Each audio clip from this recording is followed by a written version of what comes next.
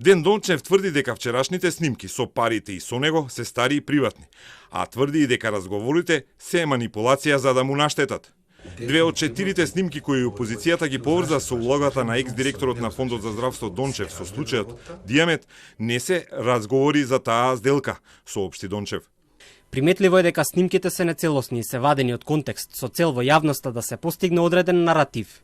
За прво објавената снимка, се што имав да кажам за случајот Дијамет, јавно и официјално го изнесов како директор на Фондот за здравство.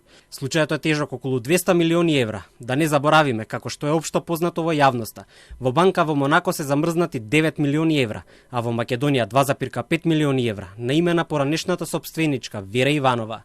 Второ објавената аудио снимка и трето објавената видео снимка се од приватен карактер и не се поврзани со извршување на мојата јавна функција. Објавената видео снимка по моје сеќавање е од поодамна и станува збор за снимка од приватен карактер.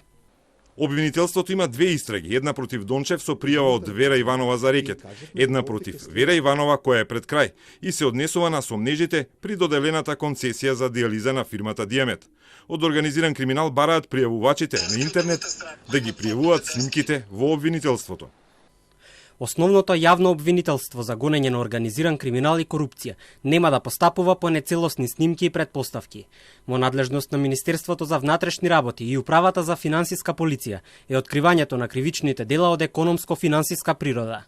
Обвинителството укажува дека секој што поседува докази дека е сторено кривично дело, истото треба да го пријави во Министерството за внатрешни работи или во обвинителството и да ги приложи доказите по што обвинителството ќе отвори предмет и ќе преземе действија за расветлување на случајот.